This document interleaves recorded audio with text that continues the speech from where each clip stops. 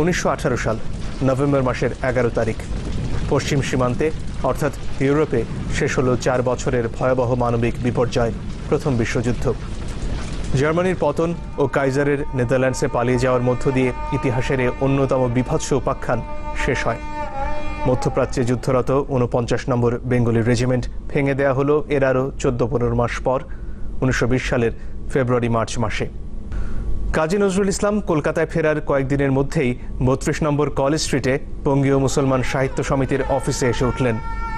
বিশ্বযুদ্ধের অজুহাতে ব্রিটিশরা গতানুগতিক লুণ্ঠনের অতিরিক্ত বিপুল পরিমাণ অর্থ, খাদ্যশস্য ও অন্যান্য সরঞ্জাম ভারতবর্ষ থেকে নিয়ে যেতে থাকে। বিনিময়ে যুদ্ধ শেষে ভারতবর্ষকে স্বায়ত্তশাসন দেবার প্রতিশ্রুতি দেয়া হয়। 1918 সালে বিশ্বযুদ্ধ জয়ের জন্য ব্রিটেনকে অভিনন্দন জানানো হয় কংগ্রেসের এক অধিবেশনে, কিন্তু স্বভাবসুলভ শঠতায় ব্রিটিশরা স্বায়ত্তশাসন দেওয়ার পরিবর্তে রাওলাট আইন ও অন্যান্য দমনমূলক আইনের বলে অমানবিক অত্যাচার শুরু করল মুক্তিকামী ভারতবর্ষীয়দের ওপরে। কাজী নজরুল ইসলাম যুদ্ধক্ষেত্র থেকেও এর সব খবরই রাখছিলেন, এমনকি সেডিশন কমিটির রিপোর্টের অনুলিপিও জোগাড় করেছিলেন তিনি। যুদ্ধে যাওয়ার পেছনে তার যে উদ্দেশ্য ছিল তা আরও জোরদার হলো। জমাদার শম্ভু রায়ের লেখা পত্র হতে আমরা জানতে পারছি যে করাচিতে তাদের ব্যারাকের প্রতি কর্তৃপক্ষের তীক্ষ্ণ দৃষ্টি ছিল। যে কোনো রকমের রাজনৈতিক সাহিত্যের ব্যারাকে প্রবেশ নিষিদ্ধ ছিল। সেন্সারিংয়ের ব্যবস্থা ছিল অতি কঠোর। তবুও এইসব ব্যবস্থা নজরুলের নিকটে হার মেনেছিল। সে এমন সব গোপন পথ খুলেছিল যার সুড়ঙ্গের ভেতর দিয়ে নিষিদ্ধ পুস্তক ও পত্রপত্রিকা অবলীলাক্রমে ব্যারাকে প্রবেশ করতে পারত। দেশে ফিরে সরকারি চাকরি বা অন্য কোনো সম্ভাবনার দিকে না তাকিয়ে কাজী নজরুল ইসলাম নিজের বর্তমান ও ভবিষ্যৎকে উৎসর্গ করলেন দেশের স্বাধীনতার জন্য। সারা পৃথিবীর গণমানুষের মুক্তির আহ্বান ধ্বনিত হলো তার কণ্ঠে। সহকর্মী কমরেড মোজাফফর আহমেদ তাকে প্রশ্ন করেছিলেন রাজনীতি করবেন কিনা। কাজী নজরুল ইসলাম স্পষ্ট উত্তর দিলেন, রাজনীতি যদি নাই করব তবে যুদ্ধে গিয়েছিলাম কেন। 1917 সালে যুদ্ধে যোগ দেওয়ার সময় তিনি শিয়ারশোল রাজ স্কুলে 10ম শ্রেণীর ছাত্র। সেখানে তার শিক্ষক সশস্ত্র বিপ্লবী নিবারণ চন্দ্র ঘটকের কাছ থেকে তিনি বুঝে নিলেন বিশ্ব পরিস্থিতি আর নির্ধারণ করে নিলেন ভবিষ্যৎ কর্মপন্থা। সে সময়ের যারা জাতীয় নেতা ছিলেন তাদের মধ্যে প্রায় সবাই চাইছিলেন বাঙালি তরুণেরা যুদ্ধে যোগ দিক। কেউ কেউ এজন্য চাইছিলেন যে ব্রিটিশরা তাতে সন্তুষ্ট হবে, আর অন্যরা চাইছিলেন যে যুদ্ধবিদ্যা শিখে এসে বাঙালি তরুণেরা দেশের স্বাধিকারের ক্ষেত্রে বেশ কিছুটা এগিয়ে যেতে পারবে। নজরুল তখন 10ম শ্রেণীর ছাত্র। কেউ কেউ এটাও প্রচার করে থাকেন যে পরীক্ষা দেওয়ার ভয়ে বুঝি নজরুল যুদ্ধে গিয়েছিলেন। সেটা যে ঠিক নয় তার প্রধান প্রমাণ কমরেড মোজাফফর আহমদ দিয়েছেন। তিনি বলছেন যে নজরুল 10ম শ্রেণীর প্রথম ছাত্র ছিলেন। তারা যুদ্ধে যাওয়ার আগে শুটিং প্র্যাকটিস করতেন, অর্থাৎ যুদ্ধ থেকে ফিরে দেশকে মুক্ত করার সংগ্রামে তারা অংশ নিতে পারবেন, সেই ভরসা থেকেই তিনি যুদ্ধে গিয়েছিলেন। অর্থাৎ খুব বুঝে শুনে এবং সুনির্দিষ্ট লক্ষ্য নিয়েই যুদ্ধে গিয়েছিলেন কাজী নজরুল ইসলাম। বর্ধমান জেলার নিভৃত গ্রাম চুরুলিয়ায় জন্ম নেয়া এ বালক এভাবেই সবসময় ছিলেন প্রাগ্রসর তার বোধ, ভাবনা ও সৃষ্টিকর্মের ক্ষেত্রে। একদিকে সুদূর অতীত ঐতিহ্য থেকে আধুনিকতা, আর অন্যদিকে কালবাহিত কলা কৈবল্যবাদ থেকে দান্দিক বস্তুবাদী শিল্প ধারণা, এ সব কিছুর সংশ্লেষ ঘটিয়েছিলেন ব্যাখ্যাতির দক্ষতায়। আর শিল্পের সীমানা মানুষের মঙ্গলের জন্য বিস্তৃত করেছিলেন অভাবনীয় পর্যায় পর্যন্ত। বলেছিলেন, শিল্পের কোনো সুনিশ্চিত সংজ্ঞা আছে বলে জানি নে, থাকলেও তা মানি নে। আমরা জানি যে তিনি বিশ্বাস করতেন যে মগ্ন কবিতা কিংবা তন্ময় কবিতাই কবিতার শেষ কথা নয়। আর আমরা দেখেছি তিনি যে উচ্চনাদি কবিতাগুলো লিখেছিলেন, গানগুলো সৃষ্টি করেছিলেন, সেগুলোর শিল্পমূল্য কতটা বেশি। এ সব কিছু মিলিয়ে একটা কথা বলতেই হয় যে তিনি শিল্পের যে ধারণা সেটার খোল নলচে পাল্টে দিয়েছিলেন। অ্যাপোলোনীয় যে ধারণা শিল্পের, সেটির সঙ্গে কপট ডায়নোসীয় ধারণার একটা সংমিশ্রণ ঘটিয়েছিলেন। তার এই শিল্প মনোভঙ্গি নতুন যে যুগের সূচনা করল, সে যুগের আলোতে ঝলসে গিয়েছিল সাহিত্য অঙ্গনের অনেকের চোখ। করা হয়েছিল অনেক অযৌক্তিক কদর্য সমালোচনা। নজরুল স্থির বিশ্বাসী ছিলেন তার কাজে, উপলব্ধি করেছিলেন তাদের বিকৃত মানসিকতার স্বরূপ। উষায় যারা চমকে গেল তরুণ রবির রক্ত রাগে, যুগের আলো তাদের বলো প্রথম উদয়ে এমনি লাগে, সাতরঙা ওই ইন্দ্রধনুর লাল রংটাই দেখলো যারা, তাদের গায়ে মেঘ নামায় ভুল করেছে বর্ষাধারা। যুগের আলোর রাঙা উদয়, ফাগুন ফুলের আগুন শিখা, সীমান্তে লাল সিঁদুর পরে আসছে হেসে জয়ন্তিকা। বাংলা তখন একদল ফ্যাসিস্ট দল গড়ে উঠেছিল। তাদের গুরু তখন আমরা জানতাম না ছিলেন মোহিতলাল মজুমদার, যিনি দ্রোণগুরু নামক কবিতা লিখে যে নজরুলকে অভিশাপ দিয়েছেন। তার সাথে ছিলেন সজনীকান্ত দাস, প্রবাসী পত্রিকার রামানন্দ চট্টোপাধ্যায়ের ছেলে অশোক চট্টোপাধ্যায়, উনি তো ঘোষিত ফ্যাসিস্ট ছিলেন। কাজী নজরুল ইসলামের শিল্প মনোভঙ্গি একটি বিশাল ব্যাপার, কারণ আমরা জানি যে তিনি কোমল ও কঠিনের সংশ্লেষ ঘটিয়েছিলেন, কিন্তু সেটা করতে গিয়ে তিনি যে শিল্পের সীমানাকে কতটা প্রসারিত করেছিলেন সেই বিষয়টি এখনো বোঝার কাজটাই খুব একটা শুরু হয়নি। সাহিত্য ও সক্রিয় রাজনীতি এই দুইয়ের সমন্বয়ে মানুষের মুক্তি সংগ্রামে অংশ নেবার জন্য খুব ভালোভাবে প্রস্তুত হয়েছিলেন তিনি। যুদ্ধক্ষেত্রে থাকতেই ওয়াকিবহাল থাকছিলেন বিশ্ব রাজনীতিতে সর্বশেষ পরিবর্তনগুলো সম্পর্কে। যুদ্ধক্ষেত্র থেকে লিখে পাঠানো তার গদ্য সাহিত্যেই এই বিষয়টি স্পষ্ট হয়ে উঠেছিল। আর দেশে ফিরে তিনি যে গান ও কবিতাগুলো লিখেছিলেন সেগুলো তো ছিল দীর্ঘ পরাধীনতায় অচেতন দেশবাসীর জন্য ঘুম ভাঙানোর ডাক।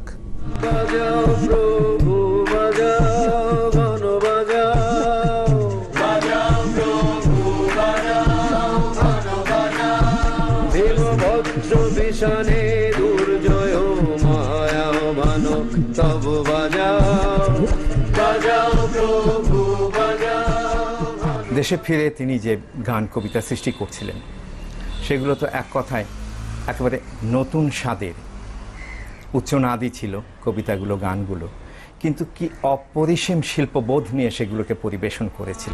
নবযুগ পত্রিকায় তার লেখা সম্পাদকীয়গুলো ছিল তার এ বোধ ও চৈতন্যের বহিঃপ্রকাশ।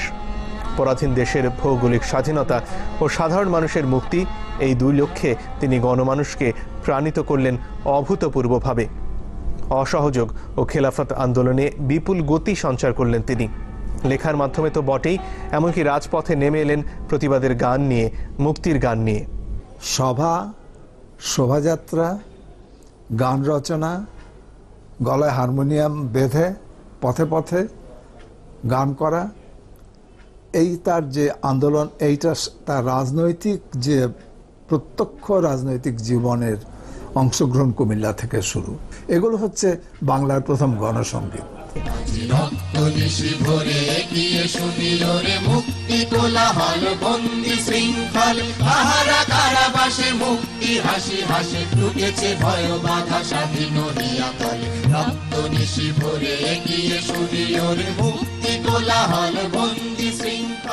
এ পর্যায়ে গানে ও কবিতায় তিনি যা দিলেন তা ছিল অভূতপূর্ব। একদিকে বিশ্বের বাঁশি ও ভাঙার গান, আর অন্যদিকে ছায়ানট আর দোলন চাপা, যেন এক হাতে বাঁকা বাঁশের বাঁশরি আর হাতে রণতুর্য। যারা নজরুল ইসলামের গান শুনেছেন, তার মগ্ন কবিতাগুলো পড়েছেন বা শুনেছেন, তারাই জানেন যে কত বড় কলা কৈবল্যবাদী শিল্পীও তিনি ছিলেন। কিন্তু মানুষের মুক্তির জন্য, মানুষের সর্বাঙ্গীন মুক্তির জন্য সমস্ত মত এবং পথ থেকে যা কিছু মঙ্গলময় সেটা আহরণ করে নিজের জারক রসে সিঞ্চিত করে যে শিল্পকর্মগুলো তিনি উপহার দিয়েছিলেন সেগুলো তো এক কথায় অভূতপূর্ব, এবং সেগুলো শিল্পমান নির্ণয় এখনো শুরুই হয়নি, এ বহু দূরের ব্যাপার এখন। 1921 সালের বর্ষাকালে ঘটে কাজী নজরুল ইসলামের জীবনের সবচাইতে বিয়োগান্তক ঘটনাগুলোর একটি। কুমিল্লার দৌলতপুরে নার্গিস বেগমকে তিনি ভালোবাসলেও সে ভালোবাসা পরিণতি পেল না। বিয়ের কাবিনে অসম্মানজনক শর্ত জুড়ে দেয়া হলে সে বিয়েতে সম্মত হননি কাজী নজরুল ইসলাম। নার্গিসের সঙ্গে তার বিয়ে ঠিক হয়েছিল, কিন্তু কাবিনের শর্তনামায় গোলযোগের জন্য বিয়ের আসর থেকে উঠে তিনি চলে যান। নার্গিস বেগমকে অনুরোধ করেছিলেন তার পক্ষ নিতে, তার সঙ্গে যেতে, কিন্তু নার্গিস তা করতে পারেননি। চক্রবাক কাব্যগ্রন্থের কোনো কোনো কবিতায় ঘটনাটির কাব্যিক উল্লেখ আছে। এ ভাঙা ভালোবাসার বেলাভূমিতে দাঁড়িয়ে কবি আবিষ্কার করলেন নিজের গভীরতর সত্তাকে। এই গভীর বেদনা বুকে নিয়েও লিখলেন অমর সব প্রতিবাদের, দেশাত্মবোধের ও প্রেমের গান এবং কবিতা। তারই একটি বিদ্রোহী কবিতাটি। শটকল মুক্তকে লেখা এই কবিতাটি যে কোনো মানদণ্ডে পৃথিবীর ইতিহাসে সর্বশ্রেষ্ঠ কবিতাগুলোর একটি। বলবীর বল উন্নত মম শির, শির নেহারি আমারি নত শির ওই শিখর হিমাদ্রির। বলবীর বল মহাবিশ্বের মহাকাশ ফাড়ি, চন্দ্র সূর্য গ্রহ তারা ছাড়ি, ভুলোক দুলোক গোলক ভেদিয়া, খোদার আসন আরশ ছেদিয়া, উঠিয়াছি চির বিস্ময় আমি বিশ্ববিধাত্রীর। মম ললাটে রুদ্র ভগবান চলে, রাজ রাজ টিকা দীপ্ত জয়শ্রীর। বলবীর আমি চির উন্নত শির। 1921 সালে জাতীয় ও আন্তর্জাতিক পর্যায়ে ঘটে যাওয়া রাজনৈতিক ঘটনাগুলো তাকে অনেকটাই প্রণোদিত করেছিল এসব অসামান্য সৃষ্টিকর্মে। অসহযোগ ও খেলাফত আন্দোলনের এ পর্যায়ে বিভিন্ন গুরুত্বপূর্ণ ঘটনার মধ্যে ছিল মাওলানা মোহাম্মদ আলী ও শওকত আলীর গ্রেফতার ও কারাদণ্ড, প্রিন্স অফ ওয়েলস ভারতে আসার কারণে সারা দেশে আন্দোলন, চিত্তরঞ্জন দাস, মতিলাল নেহরু, লালা রাজপথ রাও, আবুল কালাম আজাদ ও জওহরলাল নেহরু সহ অসংখ্য নেতাকর্মীর গ্রেফতার। অন্যদিকে সাকারিয়া যুদ্ধে তুর্কিরা গ্রিক বাহিনীকে পরাজিত করে কামাল আতাতুর্কের নেতৃত্বে। আধুনিক তুরস্কের অভ্যুদয় কাজী নজরুল ইসলামকে বিপুলভাবে আলোড়িত করে। আফগানিস্তান, ইরাক ও মরক্কো সহ মধ্যপ্রাচ্যের বিভিন্ন অঞ্চলে সাম্রাজ্যবাদ ও উপনিবেশবাদ যে উৎপীড়ন ও ষড়যন্ত্রের জাল বিস্তার করেছিল তার স্বরূপ সম্মুখ উপলব্ধি করেছিলেন কাজী নজরুল ইসলাম। জানিয়েছিলেন ঐক্যের আহ্বান। ভবিষ্যৎদ্রষ্টায় কবির অনুমান ও আশঙ্কা আজ 16 আনা সঠিক প্রমাণিত হয়েছে পৃথিবীর সে অংশে। এই তেল তাদের চাই, সাম্রাজ্যবাদীদের, উপনিবেশবাদীদের এই তেলের প্রয়োজন। তাই বিভিন্ন দেশে তারা গৃহযুদ্ধের সৃষ্টি করে বা সরাসরি আক্রমণ করে। সুতরাং দেখা যায় যে নজরুল মধ্যপ্রাচ্যের এইসব দেশ নিয়ে তিনি যেসব কবিতা লিখেছিলেন এবং এইসব দেশের স্বাধীনতা সংগ্রামের পক্ষে স্বাধীনতা নায়কদের নিয়ে যেসব কবিতা রচনা করেছিলেন সেগুলো আজও সত্য। ব্রিটিশদের অন্যায় অত্যাচারের প্রতিবাদে ভারতবর্ষের মুক্তির আকাঙ্ক্ষায় অসহযোগ আন্দোলন যখন তুঙ্গে, ঠিক তখনই গোরখপুরের চৌরি চৌরায় একটি ঘটনাকে কেন্দ্র করে বিপুল গণ আন্দোলনকে স্তব্ধ করে দেয় মহাত্মা গান্ধীর আন্দোলন প্রত্যাহারের ঘোষণা। আন্দোলনকে সম্পূর্ণ লক্ষ্যচ্যুত করতে গ্রেফতার করা হয় তাঁকে। সারা দেশের মানুষ হতবিহ্বল ও দিশেহারা হয়ে পড়ল। কাজী নজরুল ইসলাম নতুন শক্তিতে কলম ধরলেন। তিনি উপলব্ধি করেছিলেন যুগ যুগান্তের অনির্দিষ্ট আন্দোলনকে সুনির্দিষ্ট করা প্রয়োজন। তিনি লিখলেন, নাহি ভয় নাহি ভয়, হোক গান্ধী বন্দী, মোদের সত্যবন্দী নয়। হতবিহ্বল দেশবাসীকে উদ্দীপিত করতে ও স্বাধীনতাকামী সব শক্তিকে একত্রিত করতে প্রকাশ করলেন ধূমকেতু পত্রিকা। বিংশ শতাব্দীর একেবারে শুরুতে বাংলাদেশের সশস্ত্র বিপ্লববাদের যে উন্মেষ ঘটেছিল, বিভিন্ন ঘটনাচক্রের মধ্য দিয়ে 1908 সাল নাগাদ তার গতিশক্তি অনেকটাই হারিয়ে যায়। ক্ষুদিরাম বসুর পর প্রফুল্ল চাকি, কানাইলাল দত্ত প্রমুখ বীর মুক্তিযোদ্ধারা শহীদ হন, আর গ্রেফতার হন অরবিন্দ ঘোষ এবং বারিন ঘোষ সহ বহু নেতাকর্মী। এই শূন্যতা ঘোচাতে এ পর্যায়ে যতীন্দ্রনাথ মুখার্জি ওরফে বাঘা যতীনের নেতৃত্বে আত্মপ্রকাশ করে যুগান্তর দল। 1915 সালে বিহারের বালাসোরে বুড়িবালাম নদীর তীরে এক যুদ্ধে শহীদ হন বাঘা যতীন। এর ফলে সশস্ত্র বিপ্লব নেতৃত্বশূন্য হয়ে পড়ে। বিশ্বযুদ্ধের শেষ ভাগে বিপ্লবীরা আবার আশাবাদী হয়ে উঠতে থাকলেও সুযোগ্য নেতৃত্বের অভাবে আন্দোলন স্তিমিতই থেকে যায়। তাদের কার্যক্রম সীমাবদ্ধ হয়ে পড়ে ব্যায়ামাগার বা বিভিন্ন ধরনের সংঘের মধ্যে। এই অবস্থায় কাজী নজরুল ইসলাম ধূমকেতু পত্রিকাটি প্রকাশ করেন, যা বিপ্লবকে পুনরুজ্জীবিত করে। ভারতবর্ষীয় সশস্ত্র বিপ্লবের ক্ষেত্রে যে সীমাবদ্ধতাগুলো ছিল, বাল গঙ্গাধর তিলক কিভাবে নিষ্ক্রিয় হয়ে গেলেন, তারপর বাংলাদেশে অরবিন্দ ঘোষ, বারিন ঘোষ তারাও কিভাবে এক পর্যায়ে নিষ্ক্রিয় হয়ে গেলেন, এবং বাঘা যতীনের মৃত্যুর মধ্যে দিয়ে তো সশস্ত্র বিপ্লব একেবারে লক্ষ্যচ্যুত হয়ে গেল। এই মৃতপ্রায় অবস্থা থেকে কাজী নজরুল ইসলামই টেনে তুলেছিলেন সশস্ত্র বিপ্লবকে। ধূমকেতু পত্রিকাটি তো ছিল একেবারে দুই বাংলার সকল বিপ্লবী দলের মুখপত্র। 1922 সালে চট্টগ্রামে অনুষ্ঠিত বঙ্গীয় প্রাদেশিক সম্মেলন থেকে সশস্ত্র বিপ্লববাদীরা গোপন সাংগঠনিক কর্মকাণ্ড আরম্ভ করেন। ঠিক এর পরের বছর অর্থাৎ 1923 সালে মাস্টারদা সূর্য সেনের নেতৃত্বে চট্টগ্রামে সশস্ত্র বিপ্লববাদী সংস্থা গঠিত হয়। কলকাতা ও তার আশেপাশে যুগান্তর দলের তৎপরতা শুরু হয়। সারা বাংলাদেশের বিপ্লবীদের মুখপত্র হিসেবে পরিগণিত হয় ধূমকেতু পত্রিকাটি। কাজী নজরুল ইসলাম সশস্ত্র বিপ্লবকে চাঙ্গা করে তোলা ছাড়াও স্বাধীনতাকামী বাকি সব রাজনৈতিক, সামাজিক এবং ধর্মীয় শক্তিকে এককেন্দ্রিক করে তুলেছিলেন ধূমকেতু পত্রিকাটির মাধ্যমে। এই পত্রিকাটির ১৩তম সংখ্যায় কাজী নজরুল ইসলাম ভারতবর্ষের পূর্ণ স্বাধীনতার ডাক দেন। উল্লেখ্য, এটা সারা ভারতে প্রথম পূর্ণ স্বাধীনতার প্রকাশ্য দাবি। ১৩ই অক্টোবর তারিখে যে সম্পাদকীয় লিখেছিলেন, যাতে বলছিলেন ধূমকেতুর লক্ষ্য প্রথমেই ভারতের পূর্ণ স্বাধীনতা। তখন অনেকেই গোপন ইশতেহারে পূর্ণ স্বাধীনতা চাইতেন, কিন্তু এরকম প্রকাশ্য বিধিবদ্ধ আইনসম্মত পত্রিকায় ভারতের পূর্ণ স্বাধীনতার দাবি করা এবং ইংরেজদেরকে তল্পা গুছিয়ে গাঁটরি বোচকা বেঁধে সাগর পাড়ে চলে যেতে হবে, তাদের মূল অধিকার থাকবে না, এই কথা বলা নজরুলই প্রথম করেছেন। যুদ্ধ থেকে ফিরে আসার পরপরই কাজী নজরুল ইসলামের উপরে গোয়েন্দা নজরদারি নিয়োগ করে ব্রিটিশ সরকার, যা ক্রমাগতভাবে কঠোর হয়ে উঠতে থাকে। একটি গোয়েন্দা রিপোর্টে ১৯২০ সালেই তাকে কুমিল্লায় একটি সশস্ত্র বিপ্লববাদী দলের প্রতিষ্ঠাতা ও সংগঠক হিসেবে দেখানো হয়। আর ধূমকেতু প্রকাশিত হবার পর গোয়েন্দা নজরদারি কঠোরতম পর্যায়ে পৌঁছে। ধূমকেতু পত্রিকা হিন্দু মুসলিম মিলন আর সাম্যবাদ প্রতিষ্ঠার ক্ষেত্রেও অগ্রদূতের ভূমিকা পালন করে। দুটি কবিতার জন্য ধূমকেতুর দুটি সংখ্যা বাজেয়াপ্ত হয়। কবিতা দুটি হল ১২তম সংখ্যায় প্রকাশিত আনন্দময়ীর আগমনে এবং ১৫তম সংখ্যায় প্রকাশিত কিশোরী বিপ্লবী লেখিকা লীলা মিত্রের বিদ্রোহীর কৈফিয়ত। কাজী নজরুল ইসলামের ব্যাপারে ব্রিটিশ সরকারের ক্রমপুঞ্জিত ক্রোধ ও ভীতির বহিঃপ্রকাশও ঘটল। ৮ই নভেম্বর তার নামে গ্রেফতারি পরোয়ানা জারি করা হলো এবং কুমিল্লা থেকে তাকে গ্রেফতার করা হলো ২০ নভেম্বর। কলকাতায় ফিরিয়ে এনে তাকে রাখা হলো প্রেসিডেন্সি জেলে। জানুয়ারি মাসের ১৬ তারিখে ১ বছরের কারাদণ্ডে দণ্ডিত করা হলো তাকে। আদালতে আত্মপক্ষ সমর্থনে কাজী নজরুল ইসলাম পাঠ করলেন তার মহৎ সৃষ্টি রাজবন্দির জবানবন্দি। হুগলি জেলে বন্দি অবস্থায় রাজবন্দীদের ওপরে জেল কর্তৃপক্ষের অর্থাৎ ব্রিটিশ সরকারের অনৈতিক আচরণ এবং অত্যাচারের বিরুদ্ধে ইতিহাসের অন্যতম দীর্ঘ ৩৯ দিনের অনশন করেন। এই অনশনের কারণে জনগণের মধ্যে তীব্র অসন্তোষ ও প্রতিবাদ সৃষ্টি হয়। প্রতিবাদী আন্দোলন চলতে থাকে। বেসামাল অবস্থা হয় ব্রিটিশ সরকারের।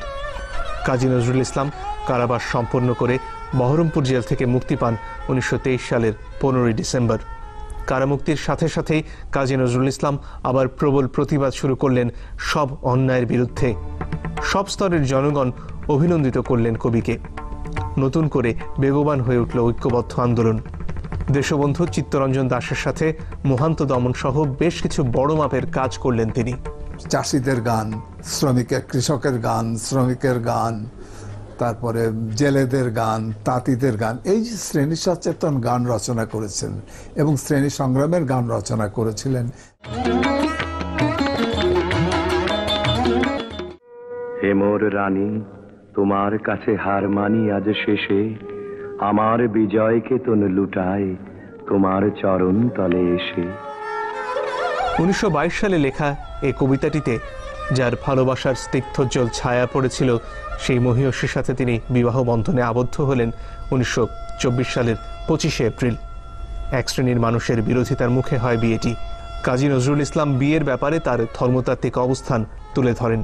বিয়ের পরেও সক্রিয় আদর্শিক অবস্থান থেকে একটুও সরে এলেন না অদ্বৈত চৈতন্যের এ কবি সংগ্রামী। প্রকাশিত হলো তার দুটি অগ্নিঝরা কাব্যগ্রন্থ ২০-এর বাঁশি ও ভাঙার গান। বই দুটি বাজেয়াপ্ত করে ব্রিটিশ সরকার। সশস্ত্র বিপ্লবীদের সাথে তার ঘনিষ্ঠ যোগাযোগ অব্যাহত থাকে। যুদ্ধক্ষেত্রে থাকতেই তার ভবিষ্যৎ পরিকল্পনা থরে থরে সাজিয়ে ফেলেছিলেন কাজী নজরুল ইসলাম। দেশের ভৌগোলিক স্বাধীনতা আর সর্বমানুষের আর্থসামাজিক মুক্তি অবিচ্ছেদ্য ছিল তার কাছে। এরপরে যাবো কোথায়? ভবিষ্যৎ যে ভারত হবে সেটা কিভাবে চলবে? এখানে হিন্দু মুসলিম সকলের ক্ষমতা থাকবে নাকি সেখানে হিন্দু মুসলিমের মধ্যে যারা অপেক্ষাকৃত বেশি নির্যাতিত, কৃষক শ্রমিক যারা পরিচিত, তাদের রাজত্ব থাকবে? নজরুল এ ব্যাপারে দ্বিধাহীনভাবে কৃষক শ্রমিকের পক্ষে ছিলেন। কাজী নজরুল ইসলাম কিন্তু এর চেয়ে অনেক বড় লক্ষ্য নিয়েই যুদ্ধে গিয়েছিলেন। বিশ্বমাত্রিক যে মুক্তি সংগ্রামগুলো হচ্ছে সেগুলো সম্পর্কে তো জেনে নিয়েই ছিলেন নিবারণচন্দ্র ঘটক তার শিক্ষক, বিপ্লবী শিক্ষকের কাছ থেকে। এছাড়াও তিনি স্বপ্ন দেখছিলেন সারা পৃথিবীর নির্যাতিত মানুষের অর্থনৈতিক মুক্তিকে নিয়ে। যুদ্ধক্ষেত্র থেকে তিনি সাম্যবাদী জ্ঞান আর ভাবনাই নিয়ে আসেননি শুধু, বরং ১৯২১ সাল থেকেই যুক্ত ছিলেন কমিউনিস্ট পার্টি গঠনের পরিকল্পনার সাথে। রাশিয়া থেকে এম.এন. রয়ের পাঠানো দূত নলিনী গুপ্ত কলকাতায় এসে দেখা করেছিলেন তার সাথে। এই পর্যায়ে তার সাম্যবাদী কাজের ক্রমবিকাশ ঘটে দ্রুত গতিতে। ভারতবর্ষের প্রথম সাম্যবাদী দল গঠনের লক্ষ্যে অবিশ্রাম কাজ করতে থাকেন তিনি। 1925 সালে প্রকাশিত হয় সাম্যবাদী, চিত্তনামা ও পুবের হাওয়া নামে 3টি কাব্যগ্রন্থ। কেবল শহর বা শিক্ষিত মানুষের মধ্যে নিজেকে সীমাবদ্ধ রাখেননি তিনি। প্রত্যন্ত অঞ্চলের কৃষক ও জেলেদের মধ্যেও নিজের সাংগঠনিক কর্মকাণ্ডকে বিস্তৃত করেন। এ সময় তিনি বঙ্গীয় প্রাদেশিক কমিটির সদস্য হন। 1925 সালেই ডিসেম্বর মাসে প্রতিষ্ঠা করেন সর্বভারতীয় বিবেচনায় যে কোনো ধরনের সমাজতান্ত্রিক দলের প্রথম আদি রূপটি, ভারতীয় মহাসমিতির অন্তর্ভুক্ত শ্রমিক প্রজা স্বরাজ সম্প্রদায় ও the labour Swaraj party of Indian national congress. দলটির মুখপত্র হিসেবে প্রতিষ্ঠিত লাঙল পত্রিকার প্রথম সংখ্যাতেই তারই দস্তখতে প্রকাশিত হয় দলটির ইশতেহার। কাজী নজরুল ইসলাম নিজেই ছিলেন পত্রিকাটির প্রতিষ্ঠাতা ও প্রধান পরিচালক। লাঙল পত্রিকাতেই ছাপা হয় সাম্যবাদী কাব্যগ্রন্থের সবকটি কবিতা। 1917 সালে রুশ বিপ্লবের পর থেকে যে কোনো ধরনের কমিউনিস্ট কর্মকাণ্ডের উপরে ভারতবর্ষে কঠোর নিষেধাজ্ঞা ও দমন প্রক্রিয়া চালু ছিল। সমস্ত কাজটি তিনি করেছিলেন সর্বোচ্চ বিপদ মাথায় নিয়ে, কেননা ইশতেহারটি ছাপা হয়েছিল এককভাবে তারই নামে। 1926 সালে কাজী নজরুল ইসলাম কৃষ্ণনগরে বসবাস শুরু করেন এবং মূলত হেমন্ত কুমার সরকারকে সঙ্গে নিয়ে সারা দেশে ব্যাপক রাজনৈতিক কর্মকাণ্ডে অংশ নেন। বিভিন্ন সম্মেলনে এসছেন, কুষ্টিয়া এসছেন, মাদারীপুরে এসছেন, ময়মনসিংহে এসছেন, এগুলো সবই শ্রমিক কৃষকদের সম্মেলন ছিল। সাম্যবাদী পত্রিকা হিসেবে লাঙল আন্তর্জাতিক স্বীকৃতি পেয়েছিল। লেনিনগ্রাদ ওরিয়েন্টাল ইনস্টিটিউট থেকে যা লেখা হয় তার ভাবার্থ, লাঙল যে শ্রেণীর কাগজ, সে শ্রেণীতে ভারতবর্ষে লাঙলই সর্বপ্রথম পৃথিবীর আলো দেখতে পেয়েছে। অর্থাৎ আমি বলতে চাই যে ভারতের আত্মোৎপন্ন সম্পদে বঞ্চিত সম্প্রদায়ের জাগরণশীল শ্রেণী চৈতন্যের লাঙলই প্রথম মুখপত্র। তিনি কিন্তু কোনো কমিউনিস্ট পার্টির কখনো সভ্য হননি। এই জন্যই হননি যে তিনি কমিউনিজমের কিছু সীমাবদ্ধতার কথাও বলতেন এবং চাইতেন যে কমিউনিজম সেই সীমাবদ্ধতাগুলো কাটিয়ে উঠুক। আবার এও জানতেন যে সেই জন্য কোনো ছুঁত মার্গে ভুগে কমিউনিজমের মতো এত আধুনিক এবং এত মানব জাতির জন্য মঙ্গলময় একটি তত্ত্ব এবং মতকে দূরে ঠেলে রাখার কোনো মানেই হয় না। সাম্প্রদায়িকতা ছড়িয়ে দিয়ে রাজনৈতিক মুনাফা লোটার উদ্দেশ্যে এপ্রিল মাসে দাঙ্গা বাঁধানো হয়। তখন কৃষ্ণনগরে চলছিল কংগ্রেসের বঙ্গীয় প্রাদেশিক সম্মেলন এবং যুবক ও কৃষক সভার প্রস্তুতি। মূল দায়িত্বে ছিলেন কাজী নজরুল ইসলাম ও হেমন্ত সরকার। এই সংকট থেকে পরিত্রাণের জন্য এই কবি সংগ্রামী লেখেন,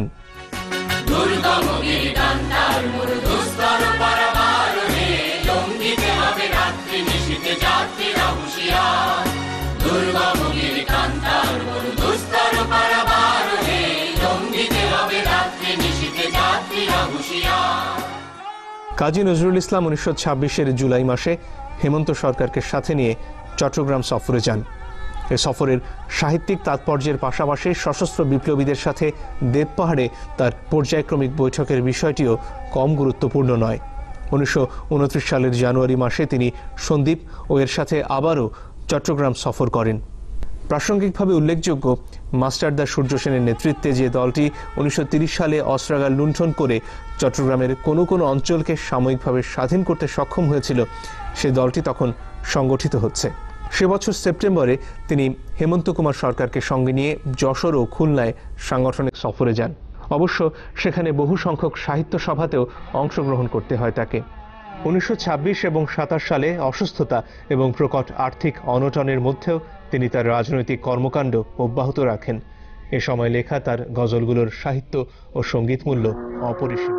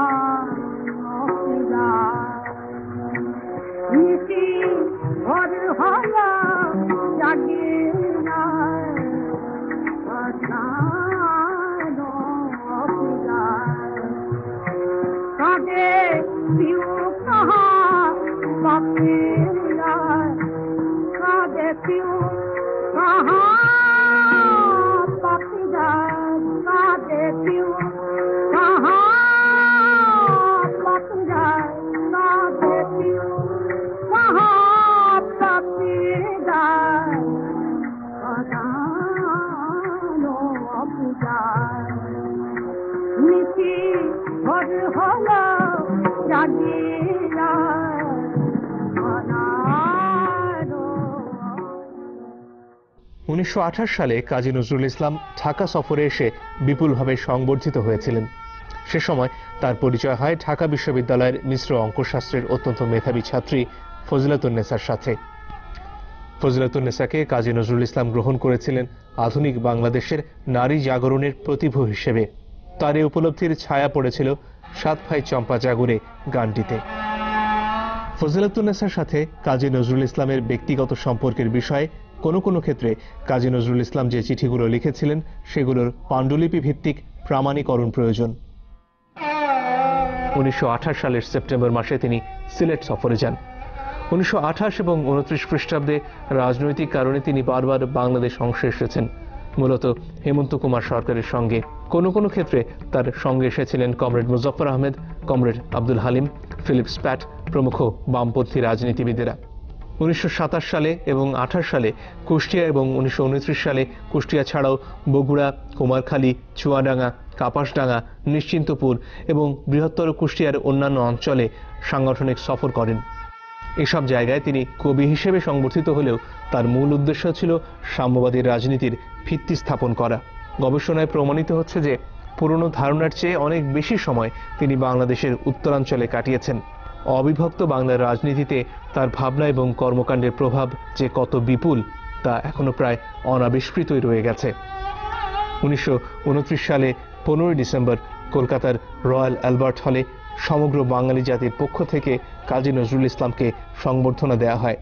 স্মরণীয় যে 1929 সালের 15 ডিসেম্বর কলকাতা অ্যালবার্ট হলে বাঙালি, হিন্দু এবং মুসলমান উভয় সম্প্রদায়ের তরফ থেকে তাকে জাতীয় সম্বর্ধনা দেওয়া হয়েছিল। এবং সেখানে বক্তব্য রাখতে গিয়ে নেতাজি সুভাষচন্দ্র বসু বলেছিলেন যে আমি ভারতের বিভিন্ন প্রদেশে ঘুরে বেড়াই, কিন্তু দুর্গমগিরির মতো গান আমি এখন পর্যন্ত শুনিনি। 1929 সালে বাঙালি তাকে জাতীয় কবির মর্যাদা দিয়েছিল।